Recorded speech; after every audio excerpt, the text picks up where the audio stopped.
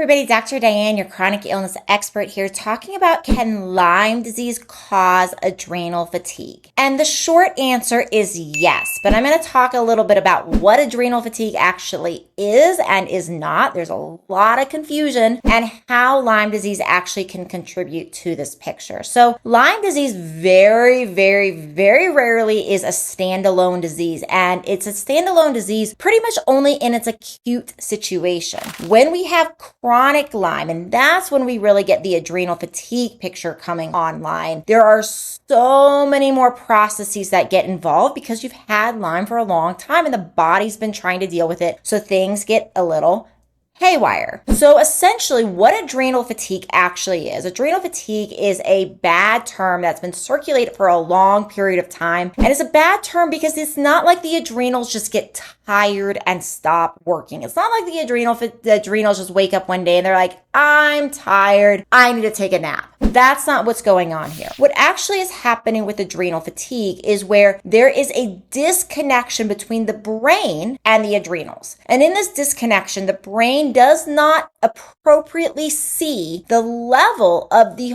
hormones that the adrenals produce. It doesn't see the proper amount in the blood that the adrenals are producing. And so it does not send the right signal to the adrenals. So the adrenals secrete many things, but from a standard, how a lot of people think about the adrenals, the number one hormone people think about is cortisol. Cortisol is our stress hormone. Many people know it as the bad hormone because it's related to belly fat accumulation, but it's also super important. It gives us energy. And if we did not have cortisol, we would literally go to the hospital and die. So essentially, the adrenal hormone cortisol we absolutely need. It makes us feel great. We just want the right amount. And quote unquote adrenal fatigue is essentially when the adrenals and the cortisol that the adrenals are producing, the brain does not see how much cortisol is in the blood. The brain doesn't see it as too little or too much or just right. And because of that, the brain sends the wrong signal, either tells the adrenals to make extra cortisol when it already has it, so then cortisol goes really high, or